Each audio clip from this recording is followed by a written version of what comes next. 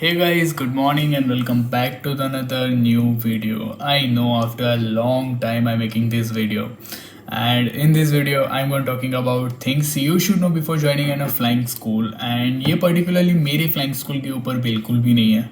So basically जो भी मेरे friends हैं in US और South Africa और न्यूजीलैंड, so वो लोग जो प्रॉब्लम फेस कर रहे हैं उनके प्रॉब्लम्स को लेके मैंने ये वीडियो बनाया है. So without wasting time, let's get start this video. So first of all, जो लोग मुझे नहीं जानते हैं, मेरा नाम है Jay Patel and I have a 75 hours of experience on a Cessna 152 aircraft and I think it's a good experience to talking about on this particularly topic. So मैंने कुछ चीज़ें, कुछ पॉइंट्स है जो पॉइंट आउट करके रखा है. सो बेसिकली मैं टॉप जो 10 दिक्कतें आती है उनके बारे में हम बात करेंगे. सो पहली दिक्कत जो है, it's a hidden cost. Okay, so जब भी आप कोई किसी भी फ्लाइंग स्कूल का आप जब ब्राउचर मंगवाते हो, आप जब ब्राउचर देखते हो, देन लाइक वहाँ पे ना जैसे FA है, तो FA लाइसेंस जब आप US में फ्लाइंग करने के लिए जाते हो, so the cost of flying in US is like too much expensive, basically too much expensive. जो मेरे फ्रेंड्स वहाँ पे फ्लाई कर रहे हैं वो लाइक 65-70 लाख, वो लोग जो मुझे बता दें, इट्स लाइक 65 to 70 लाख के बीच में ही आप फ्लाई कर सकते हो वहाँ पे, because the living cost and the transportation cost is really expensive. But कुछ फ्लाइंग स्कूल्स होती है जो आपको प्रोवाइड करवाती है इन 41 लाख 45 लाख. नाउ ये कैसे पॉसिबल हो सकता है कि वो 45 एंड 41 लाख के अंदर आपको आपकी CPL फ्लाइंग करवाती है, राइट? लोगों का दिखावा है, दिखावा हमें फंसाने के लिए. ये उन लोगों की एक नई चाल है. सो द थिंग इज़ कि वो लोग ना कुछ चीज़ें हिडन कॉस्ट बोलते हैं उसे, जो चीज़ें वो उनके ब्राउचर में रिटर्न नहीं होती है, जैसे कि चेक राइड्स हो गई. सो बेसिकली जैसे आप अपना PPL करते हो या आप अपना CPL कंप्लीट करते हो, आप अपना IF रेटिंग कंप्लीट करते हो, उसके बाद एक चेक राइड होती है. सो चेक राइड के पैसे उसके अंदर नहीं लिखे होते हैं, right? The second thing is the landing charges when you are doing your cross country flights. So basically जब आप क्रॉस कंट्री फ्लाइट के लिए कहीं पे भी जाते हो, सो वहाँ पे भी जो आप लैंड करते हो उसके भी चार्जेस लगते हैं. सो लैंडिंग चार्जेस नहीं लिखी होती है. सो ऐसे वो लोग हिडन कॉस्टिस को बचा बचा के वो लोग आते हैं 41-45 लाख के ऊपर और आपको बोलते हैं कि 45 लाख में आपका CPL हम लोग करवा लेंगे इन US. सो पहले तो इससे फ्लाइंग स्कूल के ऊपर भरोसा मत करो. अगर कोई करवा रहा है really 45 lakh rupees, then it's not in a possible, because the living cost and the transportation cost it will go up to the 65 to 70 lakh rupees. जो मेरे पर्सनल एक्सपीरियंस क्या बोल रहा हूँ, जो मेरे दोस्तों का एक्सपीरियंस है उनके हिसाब से लाइक 70 लाख रुपये का अगर आप US जा रहे हो तो लेके चलो. Same in the New Zealand as well as, because I don't know but the New Zealand flying भी बहुत ही एक्सपेंसिव है मेरे ख्याल से. जो मैंने लाइक मेरे दोस्त हैं वहाँ पे, they are paying like 60 lakhs for the CPL and बाकी सारी कॉस्ट मिला के वहाँ पे भी वही 65 to 70 हो जाता है. अगर कोई बोल रहा है इन साउथ अफ्रीका और in Sri Lanka, so maybe it is possible because the fuel cost is cheaper and वहाँ पे फ्लाइंग सस्ते में हो सकती है बेसिकली. सो ये एक चीज़ है जिससे बचना चाहिए. Okay, the second point is the operating aircraft at an time. ये एक प्रॉब्लम है ना, सबसे बड़ी प्रॉब्लम है, because most of the flying schools, जैसे आप किसी भी फ्लाइंग स्कूल के बारे में रिसर्च कर रहे हैं एंड रिसर्च के दौरान आपको बताएंगे कि we have fleets of 10 aircraft like Cessna 152, 172 and the Piper aircraft and all that shit. But at the time operating aircraft कितने हैं वो लोग नहीं बताएंगे. उन्होंने बताया कि उनके पास कितने एयरक्राफ्ट है, बट उन्होंने ये नहीं बताया कि उनके पास कितने ऑपरेटिंग एयरक्राफ्ट है. क्या करता है तुम? घर का फैन हेलीकॉप्टर पे लगाता है तुम? अरे ये तुमको पता है कि घर का फैन है, हमको पता है कि ये घर का फैन है, हेलीकॉप्टर को थोड़ी पता है कि ये घर का फैन है. So basically aircraft like maintenance में जा चुका है या फिर उसके आवर्स खत्म होने वाले हैं. सो वैसे एयरक्राफ्ट आपको दिखाए जाएंगे, लेकिन आप उसके फ्लाई बिल्कुल ही नहीं कर सकते, बिकॉज जब तक आप वहाँ पे पहुँचेंगे तब तक वो एयरक्राफ्ट या तो मेंटेनेंस में जा चुका होगा या तो फिर उसके आवर्स ख़त्म होने को आए होंगे.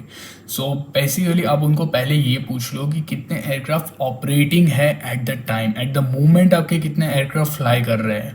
कितने एयरक्राफ्ट आपके हैंगर में पड़े हैं उससे हमें कोई मतलब नहीं है. एट द मोमेंट कितने एयरक्राफ्ट आपके फ्लाई कर रहे हैं उससे मतलब बनता है, सीधी सी बात है. The third thing is the cross country flights. So basically cross country flight is like आप अपना CPL करते हो, so there are some requirement from the DGCA. It's like 300 nautical miles of cross country, than the 150 nautical miles of cross country. Now जो बड़ी बड़ी cities है like बड़ी बड़ी जो कंट्रीज़ है like south Africa and India, वहाँ पे ये सारी प्रॉब्लम्स नहीं आती, वहाँ पे आप इजीली फ्लाई कर सकते हो. बट कुछ ऐसी छोटी कंट्री है जहाँ पे 300 नॉटिकल माइल करना है, it's like a impossible thing. And it's not an impossible, but जहाँ की रिक्वायरमेंट्स कुछ अलग होती है, जहाँ पे इंडिया के डीजीसी रिक्वायरमेंट्स फॉलो अप नहीं की जाती है, सो वहाँ पे आप बेसिकली पहले जा रहे हो तो पहले उनसे रूट मांग लो कि 300 नॉटिकल माइल क्रॉस कंट्री का रूट क्या है, या फिर किसी भी 150 नॉटिकल माइल क्रॉस कंट्री का रूट क्या है, एंड पहले कोई स्टूडेंट वहाँ पे फ्लाई कर चुका है कि नहीं कर चुका, एक बार वो भी आप उसका ले लो। अदरवाइज इंस्टॉलमेंट फ्लाइंग के अंदर आप you are paying like more than 12 lakhs और 22 लैक्स ऑफ इंस्टॉलमेंट्स। जब इंस्टॉलमेंट खत्म हो जाते हैं ना, तो लाइक आपने 22 लैक्स रुपीज़ पे कर रखे हैं, बट आपकी फ्लाइंग नहीं हो रही बिकॉज क्रॉस कंट्री रूट ही अवेलेबल नहीं है। सो ऐसी चीज़ें भी देखने को मिलती है। सो इट्स बेटर कि आप कोई भी बेस, कोई भी पर्टिकुलर फ्लाइंग स्कूल चूज़ करने से पहले आप जान लो कि कौन सी चीज़ सही है और वहाँ पे ये सारी रिक्वायरमेंट्स है कि नहीं है, right. Okay, so fourth thing is the course duration. So most of the flying school was like हम flying करवाते हैं in within a 1 year। कुछ है जो बोलते हैं हम 6 मंथ में कंप्लीट करवाते हैं। It's possible in US, right, but it's not possible in South Africa और श्रीलंका अकॉर्डिंग टू मी, जितना मेरे को पता है कि I don't think it's a possible. So अगर आप किसी भी जगह पे जा रहे हो, किसी भी फ्लाइंग स्कूल में आप ऐसा सोच के जा रहे हो, लोन लेके जा रहे हो, तो अगर आप ऐसा सोच रहे हो कि 1 साल में कंप्लीट हो जाएगा, so that's not the thing. ऐसा नहीं होता है हर जगह। लेटर पे लिखा होगा 1 साल में कंप्लीट होगा, बट रियलिटी में actually it's not a fault of an a flying school I am saying, but अगर वेदर ख़राब हो गया या फिर एयरक्राफ्ट का कुछ भी हो जाता है, इंसिडेंट हो जाता है, देन ऑब्वियसली वो लोग फ्लाई नहीं कर पाएंगे। सो बट अगर आप कोई ऐसी फ्लाइंग स्कूल में जाते हो जिनकी बड़ी फ्लीट है और वहाँ का वेदर भी आप पहले से देख के जाते हो, जैसे कनाडा अगर हम मानते हैं, कनाडा में बहुत ज़्यादा टाइम लगता है because of due to the weathers and everything. So वो चीज़ भी एक ध्यान में रख के जाना। अभी अगर आप फ्लाइंग स्कूल ज्वाइन करने का और रिसर्च कर रहे हो तो प्लीज़ वो चीज़ एक दिमाग में ध्यान में रखो। Third thing is the how many instructor they have. I don't know my third क्यों बोल रहा हूँ, it's a fifth thing. Okay, so how many instructors they have at the time. So basically अगर उनके पास एयरक्राफ्ट है but अगर उनके पास instructor ही नहीं है, सो आप फ्लाई नहीं कर सकते। जैसे कि आपके फ्लाइंग स्कूल के अंदर 20 स्टूडेंट्स हो गए and you have only 2 aircrafts और maybe you have 10 aircrafts, okay, but if you have only 1 instructor, then आप 1 इंस्ट्रक्टर के साथ आप एक दिन के सिर्फ 10 स्टूडेंट या 5 स्टूडेंट ही फ्लाई कर पाएंगे। सो आपको रेगुलरली फ्लाइंग नहीं मिलेगी। सो ये भी एक चीज़ है जो दिमाग में रखनी चाहिए। पूछ लेना कि कितने इंस्ट्रक्टर्स हैं उनके पास हैं, कितने एयरक्राफ्ट्स हैं। सो वो एक चीज़ ध्यान में रखनी चाहिए। And according to me I think instructor होते हैं, वो उतना बड़ा पॉइंट है नहीं वैसे। Like six thing is the area जहाँ पे भी फ्लाइंग स्कूल लोकेटेड है वो सेफ एरिया है कि नहीं है। I know it's a particularly about the south Africa because US, India and Sri Lanka and New Zealand, I think वो सारे सेफ एरिया है। श्रीलंका बेसिकली सेफ है, इंडिया भी सेफ है, जहाँ 2 जगह पे मैं रह के US भी सेफ है।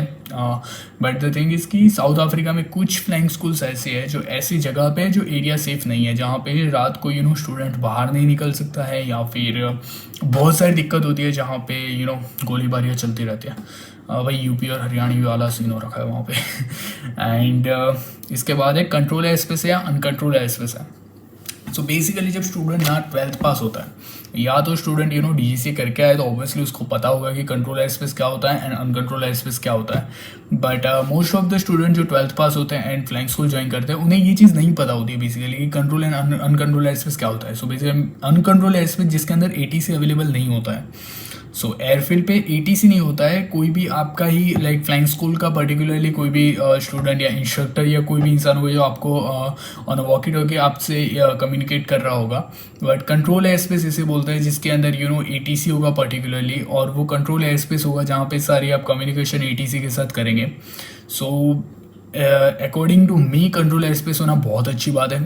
कुछ लोग बोलते हैं कि आपको वहाँ पे फ्लाइंग का चांस नहीं मिलेगा, आपकी फ्लाइंग कम होगी, बट आपको जो सीखने को मिलेगा था communication and pattern, flying pattern, और जहाँ पे ट्रैफिक ज़्यादा होता है, जहाँ का वेदर ज़्यादा बुरा है, अकॉर्डिंग टू मी उस जगह पे फ्लाई करने का और सीखने का मौका उतना ही ज़्यादा है, right. So in Sri Lanka also thunderstorms and CB clouds में यहाँ पे कुछ पोस्टर डालूंगा जब मैं फ्लाई करता हूँ। सो इट्स लाइक बहुत ही विंडी कंडीशन भी होती है। लाइक अभी मैं जो लास्ट फ्लाइट करके आया था इट्स 25 गस्ट हो गए। I know it's not allowed, Cessna 152 में इट्स 12 नॉट्स की विंड्स अलाउड है, but sometime it's happen because वो ओशन के पास में ही है जो रनवे हमारा, सो उसकी वजह से वो हो जाता है। सो वो भी एक चीज़ है कि आपको सीखने को बहुत ज़्यादा मिलता है। सो मेक श्योर दैट कि फ्लाइंग स्कूल लोकेटेड है वहाँ पे कंट्रोल एयर स्पेस है या अनकंट्रोल एयर स्पेस है, okay.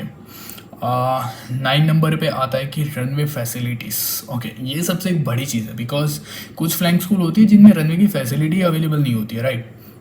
Now the 12th pass student को ये नहीं पता होगा कि रनवे फैसिलिटी में like the light should be there and the PAPI light should be there and runway की लेंथ अच्छी होनी चाहिए या कुछ भी चीज़ें हैं, रनवे की जितनी भी चीज़ें हैं वो सारी चीज़ें अच्छी है कि नहीं है। एंड या सो ये एक चीज़ है कि आप पहले जाने से पहले उस पर्टिकुलरली रनवे के बारे में रिसर्च कर लो। एंड नॉर्मली आप अगर गूगल पे भी सर्च करोगे तो आपको मिल जाएगा पर्टिकुलरली रनवे के बारे में कि रनवे में कौन सी चीज़ें हैं, मार्किंग है all that. Because night flying में दिक्कत आती है।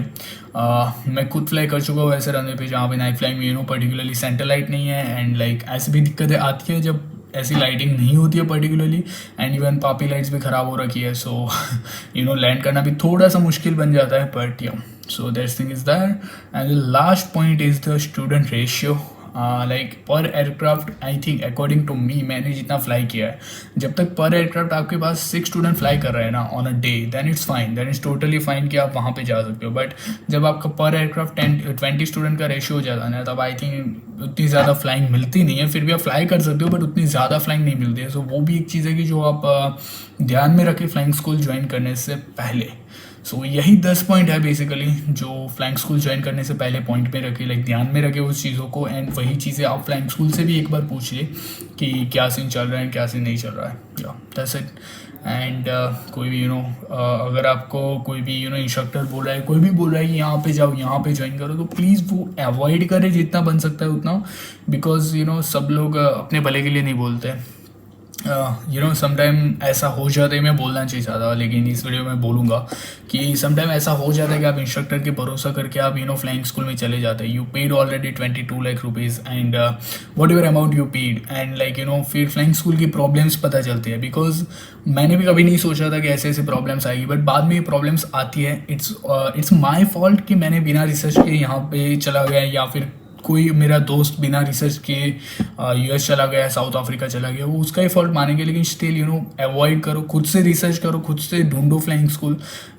इंटरनेट के ज़माने में सिर्फ गूगल पे सर्च भी करोगे ना कि कौन से फ्लाइंग स्कूल है, कितनी अच्छी है। सो ये एक चीज़ ध्यान में लेके चलो। एंड अगर एक और चीज़ बताओ कि पैसे के बारे में अगर हम बात करें ना, so basically if you are planning for New Zealand और US, you should be have like more than 50 lakh rupees in your account, right.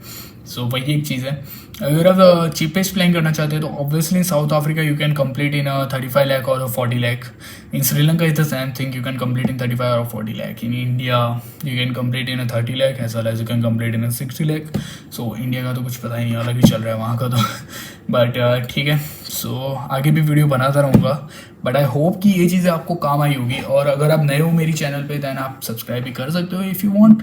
So in future भी ऐसे वीडियो बनाता रहूँगा। एंड आई नो मैंने वादा किया था कि मैं ATPL एग्जामिनेशन पैटर्न के ऊपर एक वीडियो बनाऊँगा एंड अभी मैं उसी की प्रिपरेशन कर रहा हूँ। सो अभी थोड़ा सा बिजी चल रहा हूँ बट पक्का मैं उस पर भी एक वीडियो बनाऊँगा।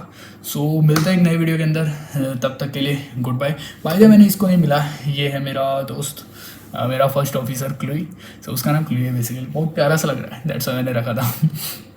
सो मिलते हैं एक नए वीडियो के अंदर, तब तक के लिए गुड बाय एंड अपना ध्यान रखें। If you have any query like regarding the medicals, regarding the classes, regarding the flying schools और regarding anything, you have any query, you can directly contact me on my Instagram. मैं ऐसा तो नहीं बोला तुरंत ही रिप्लाई कर दूंगा, but I will try my best कि मैं आपको रिप्लाई कर सकूँ जल्दी से जल्दी, एज सुन एज पॉसिबल।